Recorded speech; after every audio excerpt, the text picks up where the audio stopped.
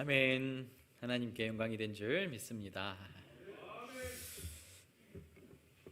저희 교회가 부흥되는 전조 증상이 성가대가 부흥되는 것 같습니다. 악기팀도 더 많아지고, 우리 찬양팀도 더 많아져서 우리 성가대가 꽉 차면 또 나머지 자리에 또 하나님이 더 많은 성도들을 채워주실 줄 믿습니다. 오늘은 여신도의 총회가 정한 여신도의 주일이거든요. 이 땅의 여성들 그리고 이 땅의 어머니들이 어떻게 기도했는지 그리고 어떻게 신앙을 지켰는지 한번 짧게나마 짧은 영상을 제가 준비했거든요. 이 하나라는 배우가 있어요. 이 하나님 하니까 뒤에가 이름이 하나님이더라고요. 그래서 이하나 씨 이분이 이번에 2022년 전체 그 KBS 연예 대상을 받았는데 이분이 어떻게 자신의 수상 소감을 하는지 한 3분 정도 짧은 영상인데요. 잠깐 보고 함께 말씀 나누길 원합니다. 저는 이 짧은 영상을 보면서 이 코로나 시기에 그리고 그리스도인들이 모여 있는 자리가 아니라 수많은 화려하고 대단하고 그리고 세상으로 충만한 사람들이 모여 있는 그 자리에서 하나님의 말씀을 읽고 제가 2022년도 가장 잘한 일은 예배당 앞에서 운 일입니다 라고 고백하는 이 여인의 고백을 들으면서 이게 우리 여신도들의 힘이구나 라는 생각을 했습니다. 사실 저도 남성이지만 남성들보다 여성들이 더 기도를 많이 하는 것 같습니다. 그리고 더 깊이 더 진실하게 기도하는 것 같습니다. 어머니들의 기도가 우리 여성들의 기도가 이 나라 이 민족을 그리고 우리 교회를 그리고 우리의 가정을 우리의 자녀를 주님 안에서 지키고 있지는 않나. 그리고 그것을 의심할 수 없이 그렇게 해오신 여러분들께서 2023년도도 기도의 자리를 지키시고 예배의 자리를 지키시고 여성도들의 기도로 말미암아 가정이 그리고 교회가 이 나라 이 민족이 평안을 누리기를 예수 그리스도의 이름으로 축복합니다. 오늘은 요한복음 예수님이 자신을 소개하신 7번째 말씀 중에 2번째 말씀. 지난주에는 나는 생명의 떡이다 라고 주께서 말씀하셨고요. 오늘은 나는 생명의 빛이다 라고 우리에게 주시는 말씀. 사람이 살아가는데 떡이 없으면 살 수 없습니다. 떡이 우리로 말하면 밥이잖아요. 밥을 먹지 않고 살아갈 수 없고 또한 빛이 없으면 이 세상 그 무엇도 살 수 없다는 것이죠. 그런데 하나님이 우리의 떡이 되어주시고 우리의 빛이 되어주신다는 것을 오늘 말씀을 통해서 굳게 믿고 빛이신 하나님, 빛이신 예수 그리스도 안에서 오늘도 승리하길 간절히 소망합니다. 이 세상 사람들은 모두 어둠 가운데에서 시작한 사람들입니다. 성경은 하나님께서 세상을 첫 번째 창조하시기 전에, 그러니까 세상을 창조하시기 전 상태를 기록하고 있습니다. 창세기 1장 1절에 태초에 하나님이 천지를 창조하시니라 라고 기록하고 2절 말씀에 땅이 혼돈하고 공허하며 흑암이 깊음 위에 있고 하나님의 영은 수면 위에 운행하시니라. 하나님이 창조하시기 전 이 세상의 상태는 혼돈, 공허, 어둠이 가장 깊음 안에 있는, 그러니까 세상의 빛이라고는 찾아볼 수 없는, 세상의 질서라고는 찾아볼 수 없는, 형체라고는 찾아볼 수 없는 그 상황에서 그들은 그것이 어둠인지도 그것이 무엇인지도 깨달지 못하는 그 상황이 바로 하나님이 세상을 창조하기 전 상태였다는 거죠. 저는 우리의 영적인 상태도 이와 같다라고 생각합니다. 하나님을 만나기 전, 하나님을 떠난, 하나님 없는 그의 삶은 어두움이라는 것이죠. 그의 삶에는 어떠한 질서도 없습니다. 빛이 무엇인지 알지 못하기 때문에 그는 어둠에 살지만 내가 어둠에 살고 있어 라고 깨달지도 못하는 상태. 이것이 하나님을 모르는 우리의 상태, 그리고 이 세상의 상태라고 저는 말씀드리고 싶습니다. 사사기의 이스라엘 백성들의 그 영적인 상태를 그대로 기록하고 있습니다. 사사기의 말씀에 그때의 이스라엘의 왕이 없으므로 사람이 각각 그 소견에 옳은 대로 행하였더라. 물론 왕을 이야기하고 있지만 왕이신 하나님을 떠난 것도 맞는 이야기입니다. 하나님을 섬기지 않고 하나님을 떠난 인간의 상태는 각각 자기의 소견대로 행하는 삶. 인류의 역사를 보면 자기의 뜻대로, 자기의 욕심대로 온갖 만행을 저지른 수많은 일들을 우리는 역사를 통해서 접할 수 있게 되는 것이죠. 하나님 없는 어둠. 그러나 그것이 어둠인지조차 깨달지 못하는 그 상태에 있는 이 세상에 예수 그리스도는 빛으로 이 세상에 오셨음을 우리는 기억해야 합니다. 하나님이 혼돈과 흑암과 그리고 어둠 가운데 있는 이 세상에 가장 먼저 창조한 것이 무엇일까요? 빛입니다. 빛. 3절 말씀, 창세기 1장 3절 같이 읽어볼까요? 딱 나와야 되는데 시작. 하나님이 이르시되 빛이 있으라 하시니 빛이 있었고. 아멘. 하나님께서 온갖 어둠과 혼돈과 그리고 공허 가운데 있는 이 세상을 창조하시기 위해 가장 먼저 하신 일이 빛이 있으라 라고 말씀하셨다는 거죠. 이 빛이 생김으로 말미암아 어둠과 빛이 나누는 일이 벌어지게 되었습니다. 그 전까지는 무엇이 빛인지 무엇이 어둠인지 조차 알 수 없는 그 상태. 그러나 빛이 옴으로 말미암아 이전 것은 어둠이었구나, 빛의 반대편에 어둠이 있었구나 라는 것을 깨닫게 된다라는 것이죠. 오늘 12절 말씀, 요한복음 8장 12절 말씀을 우리 같이 한 목소리로 읽길 원합니다. 시작.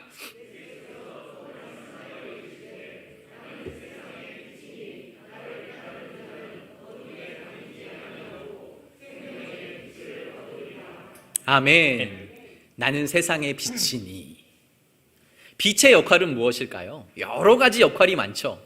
그런데 대표적인 두 가지가 있습니다. 하나는 무언가 물체를 보이게 해주는 역할을 합니다. 대단하고 화려한 물건으로 가득 찬 방이 있다고 한번 상상해 보십시오. 그런데 그 방이 밀폐되어서 빛 한 점 들어올 수 없다. 그러면 그 방에 들어간 사람들이 그것을, 그 화려한 것들을 볼 수 있을까요? 볼 수 없습니다. 빛이 있음으로 말미암아 그 방에 어떠한 물건이 있는지, 우리가 무엇을 밟지 말아야 하는지, 무엇을 만지지 말아야 하는지, 무엇을 먹고 마셔야 하는지 비로소 빛을 통하여서 알게 된다는 것이죠. 빛은 물건을 온전히 바라보게 합니다. 그리고 빛은 생명을 가져다 줍니다. 빛 없이 식물이 자라날 수 없습니다. 빛 없이 사람은 살 수 있을 것 같지만 빛 없이 사람은 살 수 없습니다. 이 세상의 모든 생명체는 빛으로 말미암아 생명을 얻고 생명을 유지하고 생명을 살아가는 데 꼭 필요한 요소가 빛이라는 것을 우리는 기억해야 하는 것이죠. 그래서 예수님은 나는 세상의 빛이다 라고 말씀하십니다. 사람들이 예수 그리스도를 만나기 전에는 내가 큰 죄인인지 깨달지 못합니다. 그가 어둠 가운데 있고 그가 자신의 소견대로 옳은 대로 살고 자신의 방법대로 판단하고 행동하는데 이것이 옳지 않은 일이라는 것조차 알지 못하는데 예수 그리스도의 빛이 그의 마음에, 그의 양심에 임하면 그가 비로소 그것이 죄였음을, 그것이 어둠이었음을 깨닫게 된다는 것이죠. 오늘 요한복음 12장의 말씀, 그러니까 8장 12절부터의 말씀 앞에는 한 이야기가 등장합니다. 예수님께서 산에서 내려오셨는데요, 바리새인과 서기관들이 한 여인을 끌고 예수님 앞에 나옵니다. 그리고 수많은 사람들이 모여 있는데 그 중앙에 그 여인을 세웁니다. 그리고 그 사람들이 예수님께 말하는 거예요. 예수님, 이 여인은 간음한 여자입니다. 그런데 간음은 혼자 합니까? 그런데 이 여인만 잡혀왔어요. 남자는 있지도 않아요. 이 여인은 간음한 여자입니다. 모세의 율법에 의하면 이 여인은 돌로 쳐 죽이라고 나와 있습니다. 선생님은 뭐라고 말씀하시겠습니까? 성경에는 이들이 예수님을 잡아넣을, 고소할 건덕지를 찾고자 한다라고 기록되어 있는 거죠. 이 여인을 돌로 쳐라라고 말하면 사랑이 없는 사람이 됩니다. 이 여인을 용서해줘라라고 하면 모세의 율법을 어긴 사람이 됩니다. 예수님은 그들의 이야기를 듣고 몸을 굽혀서 땅에 손가락으로 글씨를 쓰기 시작합니다. 성경은 무엇이라고 썼는지 기록되어 있지 않습니다. 그리고 일어나서 너희 중에 죄 없는 자가 먼저 돌로 쳐라 라고 말씀하시고 다시 몸을 굽히셔서 땅에 글씨를 쓰기 시작하시는 거죠. 분명한 것은 성경에 뭐라고 기록되어 있냐면요, 저들이 예수님의 말씀을 듣고 양심에 찔려 어른부터 젊은이까지 그 자리를 떠나니라 라고 기록되어 있어요. 예수 그리스도의 빛이 저들의 양심을, 저들의 마음을 찔렀더니 저들이 가늠한 여인뿐만이 아니라 내가 죄인이었구나, 내가 더 큰 죄인이구나, 주님께서 나의 이 모든 더러운 죄를 다 기억하고 계시는구나, 내 양심에 찔림을 받고 모두 떠나는 모습을 보였다라는 것이죠. 예수님은 어둠을 밝히셔서 무엇이 어둠인지, 무엇이 빛인지, 무엇이 죄인지, 무엇이 선인지 우리에게 분명히 알려주시는 분. 그래서 그 주님을 믿고 그 주님을 의지하는 자들은 죄가 아니라, 어둠이 아니라 하나님이 기뻐하시는 선한 삶을 살게 된다는 것을 믿으시길 바랍니다. 그 주님은 또한 생명의 빛이십니다. 아니, 오늘 12절 말씀을 다시 보시면 이렇게 기록되어 있어요.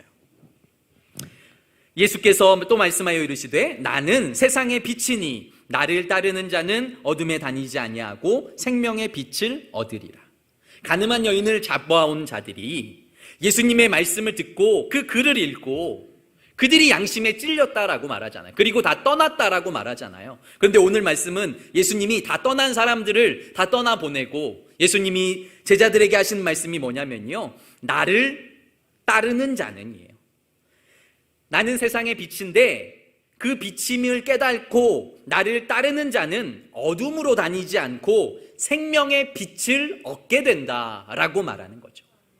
그러니까 저들을 비난했던 자들, 주님께 양심의 찔림을 받은 자들이 예수님 앞에 무릎을 꿇는 거죠. 주님, 제가 죄인이었네요. 주님, 제가 더 큰 죄인이었네요. 주님, 제가 몰랐습니다 하고 자복하고 회개했다면 저들의 삶은 180도 달라졌을 것입니다. 그런데 저들은 모두 다 그 자리를 떠났다는 것이죠. 중요한 것은 생명의 빛이신 예수 그리스도, 그러니까 우리 세상의 빛이신 예수 그리스도를 만나고 난 후에 우리가 해야 할 일은 예수 그리스도 앞에 나오는 것입니다. 그리고 예수 그리스도를 따르는 것입니다. 그리고 예수 그리스도와 동행하는 것입니다. 아, 저분은 빛이야, 저분은 생명이야, 아, 저분이 그렇게 대단한 분이래, 저분이 하나님이래, 여기서 멈추면 아무런 능력도 아무런 역사도 일어나지 않습니다. 그 하나님 앞에 무릎을 꿇고 자복하고 회개하며 주님, 내가 더 큰 죄인입니다. 주님, 저를 용서해 주십시오. 주님, 제가 주의 자녀로 살겠습니다 라고 결단하는 자들에게 세상의 빛이신 예수 그리스도가 생명의 빛이 되셔서 우리에게 구원을 가져다 주신다는 것을 기억하시길 바랍니다. 예수님은 생명의 빛이십니다. 예수님은 생명의 빛이셔서 태양이 식물들을 자라게 하는 것처럼 예수님은 우리에게 말씀을 주시고 우리에게 은혜를 허락하여 주셔서 우리의 심령이 자라며 우리의 영이 자라며 하나님을 아는 지식들이 자라게 한다는 것이죠. 시편 119편 105절 우리 함께 읽어볼까요? 시작. 주의 말씀은 내 발의 등이요 내 길의 빛이니이다. 아멘. 아멘. 주의 말씀이 등이고요. 주의 말씀이 빛이라는 겁니다. 내 말, 내 방법, 내 뜻이 아니라 하나님의 말씀, 하나님의 뜻이 우리의 삶의 등이 되고 빛이 되어야 나의 길이 하나님이 원하시는 길, 예수 그리스도가 원하시는 길로 곧바로 똑바로 원하는 자리로 갈 수 있다는 것을 우리는 기억해야 하는 것이죠. 무엇을 따라 살아가고 계십니까? 어떤 빛을 따라 살아가고 계십니까? 어떤 대단한 분이 비친 것처럼 따라가는 분도 있고요. 어떤 대단한 회사가 비친 것처럼 따라가는 분도 있고요. 그런데 사실은 그것은 가짜 빛들. 진짜 생명의 빛인, 진짜 참빛인 분은 예수 그리스도 한 분이라는 것을 기억하고 예수 그리스도의 말씀, 예수 그리스도의 그 삶을 쫓아서 살아가는 성도 여러분들 되시기를 간절히 소망합니다. 예수님은 우리를 세상의 빛으로 부르셨습니다. 중요한 것은 예수님이 세상의 빛입니다. 생명의 빛입니다. 여러분 그렇게 알고 사십시오라고 끝내면 좋겠는데 주님은 우리에게 그렇게 말씀하시지 않는다는 것이죠. 마태복음 5장 14절 이것도 같이 읽어보겠습니다. 마태복음 5장 14절입니다. 시작. 너희는 세상의 빛이라 산 위에 있는 동네가 숨겨지지 못할 것이요. 아멘. 아멘. 예수님께서 나는 세상의 빛이야 라고 말씀하세요. 요한복음에. 그리고 나서 우리에게 말씀하시는데 너희가 세상의 빛이다 라고 말씀하시는 거죠. 내가 세상의 빛인 것처럼 너희가 나를 영접했다면, 내 안에 거한다면, 내가 너희 안에 거한다면 너희도 세상의 빛으로 살아야 돼 라고 주께서 말씀하시는 거예요. 그리고 16절 말씀에 이렇게 기록되어 있어요. 시작. 이같이 너희 빛이 사람 앞에 비치게 하여 그들로 너희 착한 행실을 보고 하늘에 계신 너희 아버지께 영광을 돌리게 하라. 아멘. 주님께서 우리를 부르셔서 뭐라고 말씀하시냐면요, 너희가 빛인데 너희가 빛인 이유는 빛된 삶은 너희의 착한 행실을 사람들에게 하여서 그 착한 행실을 보고 사람들이 하나님께 영광을 돌리게 해야 돼. 빛인 우리의 삶이 그래야 한다는 거예요. 세상 사람들은 욕심 때문에, 세상 사람들은 더 많은 것을 가지기 위해서 죄악을 짓고 다른 사람들에게 손해를 끼치고 다른 사람들을 아프게 할지라도 우리는 착한 행실로, 예수 그리스도의 사랑으로, 예수 그리스도의 섬김으로, 예수 그리스도의 마음으로 세상 사람들에게, 그리고 주위의 사람들에게, 우리 성도들에게, 나의 자녀에게, 남편에게, 아내에게 다가가서 착한 행실로 하나님께 영광을 돌리는 빛의 삶을 살아야 돼 라고 주께서 오늘 우리에게 말씀하고 계신다는 것이죠. 사랑하는 성도 여러분, 여러분들은 빛의 삶을 살아가고 계십니까?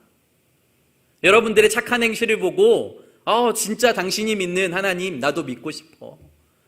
당신이 믿는 그 하나님 나도 만나고 싶어. 당신의 삶을 보면 나도 그 교회 가고 싶어 라는 소리를 들으십니까? 며칠 전에 유퀴즈라는 프로가 있잖아요. 유재석이 나오는 그 프로에 국민 배우라고 지칭되는 김혜자 님이 나오셨어요. 김혜자 선생님이 나오셨는데 그분이 여러 대화를 하는데 저는 딱 한 대목이 마음에 와닿더라고요. 그 배우가 뭐라고 말하냐면요, 나는 일평생 배우를 했는데 젊은 배우들이 직업란에 배우, 탤런트 이렇게 쓰는 게 나는 도저히 이해가 안 간다는 거예요. 왜냐하면 자기는 자기의 직업이 배우라고 생각해 본 적이 없다는 거예요. 그냥 배우는 나의 삶입니다. 내가 이것이 직업이 되어서 내가 이것 때문에 돈 벌고 먹고 사는 것 때문에 이 일을 하는 게 아니라 이것이 나의 삶입니다 라고 말하더라고요. 그 이야기를 들으면서 저도 생각했죠. 나는 혹시 목사가 직업이 아닐까? 우리 성도들이 바라보기에 저 목사는 직업이야. 먹고 살려고 저 일을 해. 먹고 살려고 지금 저 목사 일을 감당하고 있어 라고 생각하진 않을까? 저의 삶을 돌아보게 되는 것이죠. 저는 단 한 번도 사실 그렇게 생각하진 않았어요. 저도 제 목회가 직업이라고 생각하지 않았습니다. 내가 이거 먹고 살려고, 내가 이거 무언가 자리를 차지하려고, 내가 무언가 인정을 받으려고 이 일을 하지 않았다라고 제가 하나님 앞에 약속할 수 있습니다. 그런데 중요한 것은 성도님들 보시기에 어땠을까라는 생각을 하게 되는 거죠. 내가 목사인데 나는 성도들의 빛이 되었나? 세상의 빛이 되기 전에 나는 성도들에게 빛이 되고 있나? 나는 우리 부교육자들에게 빛이 되고 있나? 나는 우리 아내와 나의 자녀들에게 빛된 삶을 살아가고 있나? 라는 생각을 하게 되는 것이죠. 저는 빛하면 생각나는 단어가 목회자의 빛 하면 진실함, 그리고 믿음, 신실함, 저는 이런 단어가 떠올라요. 몇 달 전에 저희의 후배 목사님이 단임 목회를 나갔는데 6개월 만에 그 교회를 사임하는 일이 있었어요. 제가 주제넘게 말을 했죠. 아직 신뢰관계도 쌓이기 전에 벌써 사임하면 어떡하냐고.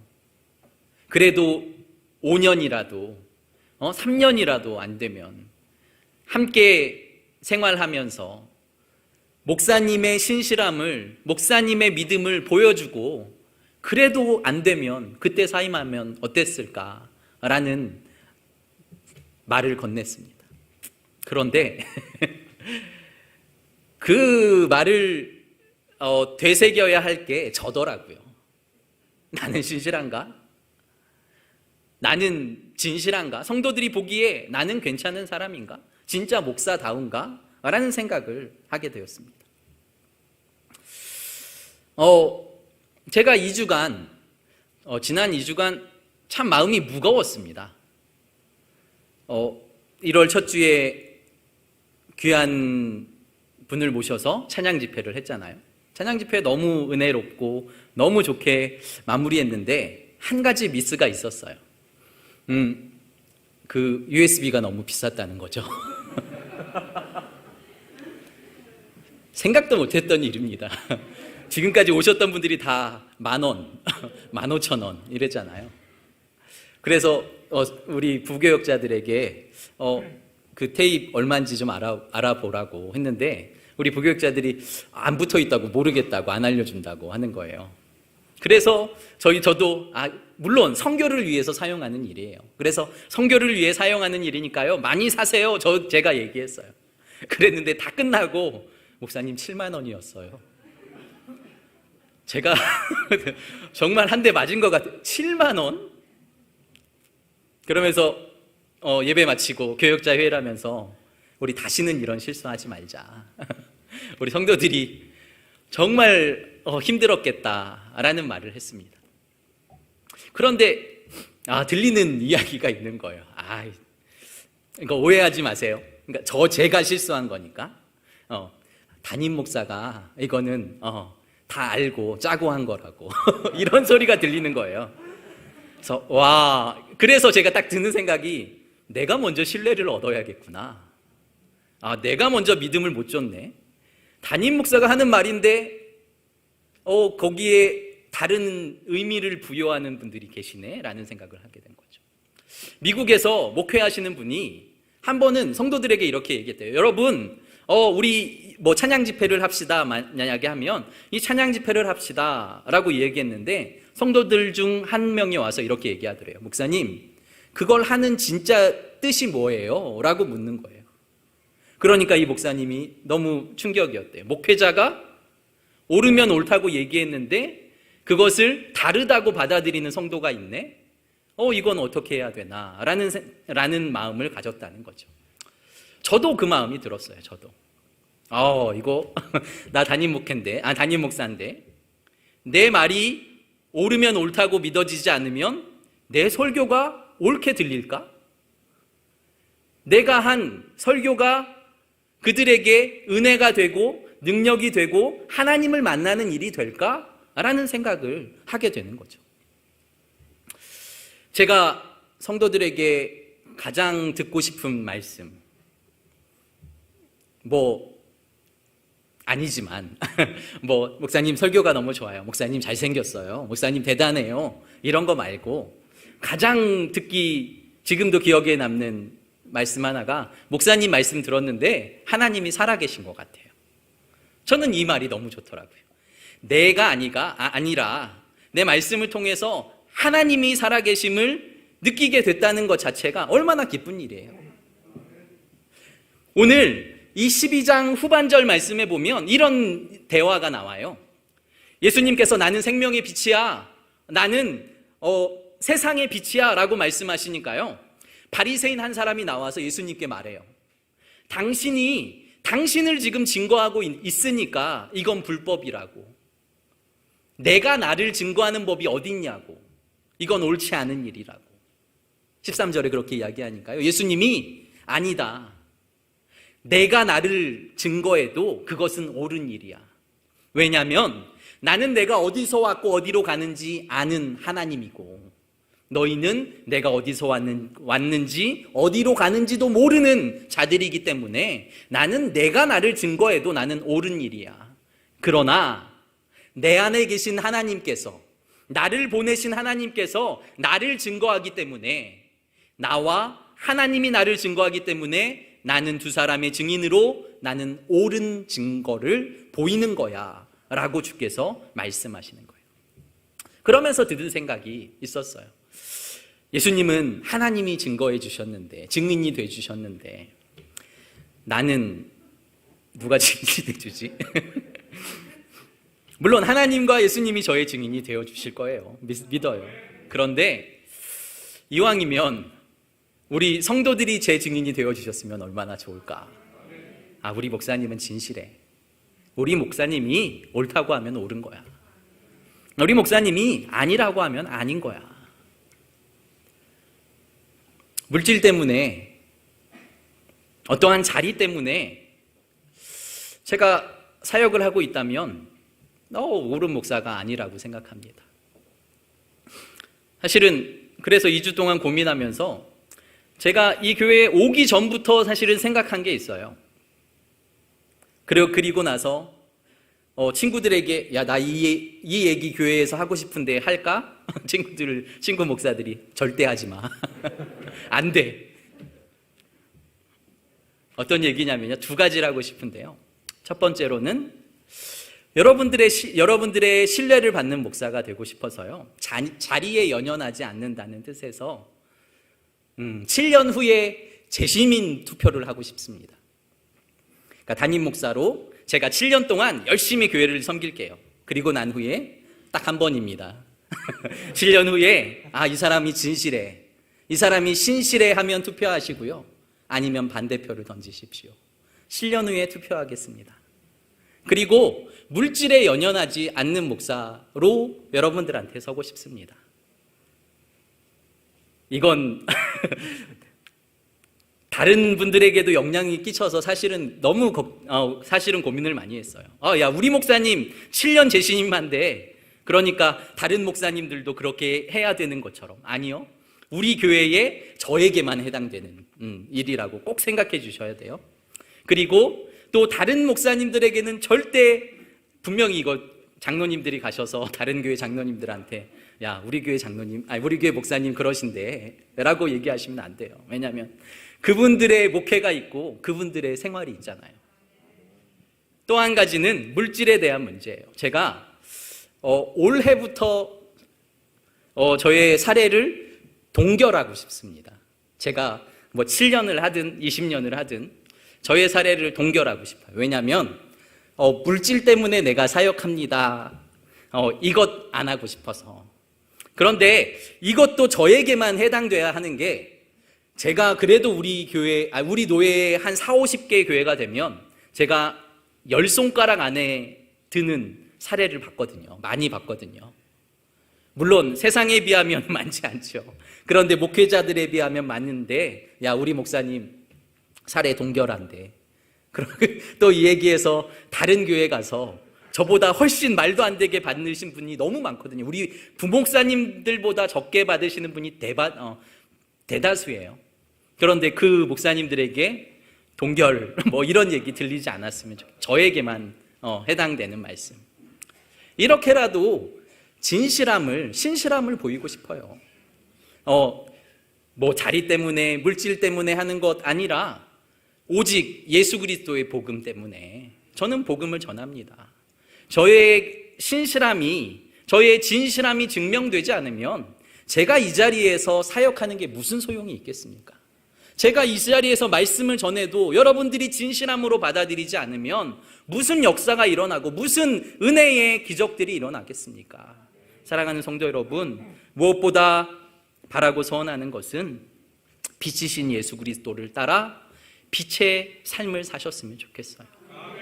그것들로 말미암아 내가 성도들에게 빛의 영향을 비치고, 그러니까 우리는 내가 빛을 바라는 일은 없어요. 예수 그리스도께서 나에게 빛을 비추시면 우리는 반사하는 일을 하는 거죠. 주님이 빛이 나를 비추면 나는 반사해서 세상이 나의 빛을 보게 하는 거예요. 그래서 세상이 그 예수 그리스도께, 그 하나님께 영광을 돌리게 하는 일. 사랑하는 성도 여러분, 너희 빛이 세상 사람 앞에 비치게 하여 그들로 너희 착한 행실을 보고 하늘에 계신 너희 아버지께 영광을 돌리게 하라. 사실은 눈물을 흘리면 안 되거든요. 왜냐하면 아까워서 우는 것처럼 보일 수 있기 때문에. 절대 아닙니다. 제가 있고요. 저의 사모가 있고요. 부교역자가 있고 부교역자들 사모가 있고 전도사님이 있잖아요. 같은 마음으로 봐주셨으면 좋겠어요. 복음을 위해 헌신한 분들이에요. 제가 저 차례 동결합니다라고 결단할 수 있는 건 어제 아내에게 나 이 설교 할 거야 라고 이야기하니까 사실은 살림은 아내가 하잖아요. 저는 그냥 던지면 되고 살림은 아내가 하는데 아내는 더 이상 나 설득하려고 하지 마세요. 그냥 나도 그렇게 생각해요. 당신 뜻대로 하세요 라고 아내가 긍정해 주었기 때문에 그렇게 하라고 허락해 주었기 때문에 말할 수 있는 겁니다. 부교역자의 사모도 전도사님도 그 누구도 예수 그리스도의 복음 때문에 헌신한 자들임을, 그리고 그것 때문에 진실하게 신실하게 하나님 앞에 몸부림치는 자들임을 기억하시고 그런 눈으로 바라봐 주시고 그런 눈으로 들어주시고 그런 눈으로 함께 신앙생활 했으면 좋겠습니다. 그렇게 될 때에 우리 교회가 하나님 안에서 더욱더 신실하고 튼튼한, 하나님이 기뻐하시는 생명의 빛을 발하는 교회 될 줄 믿습니다. 아멘. 기도드리겠습니다. 거룩하고 존귀하신 아버지 하나님, 생명의 빛인 예수 그리스도께서 오늘 우리에게 말씀하십니다. 너희가 세상의 빛임과 동시에 너희는 생명을 살리는 빛이 되어야 한다라고 말씀하십니다. 우리가 착한 행실로, 주님이 주신 사랑으로, 주님이 주신 섬김으로, 주님이 주시는 나눔으로 우리가 세상을 섬기며 교회를 섬기며 가정을 섬기며 자녀와 남편과 아내를 섬기며 우리가 빛된 삶을 살아갈 수 있도록 축복하여 주시옵소서. 무엇보다 진실한 공동체 되게 하시고 진실한 한 사람 한 사람 되게 하여 주셔서 예수님이 진실하셨듯이, 예수님이 거룩하셨듯이 우리도 진실하고 거룩하게 하여 주시옵소서. 예수님 이름으로 감사하며 기도드립니다. 아멘.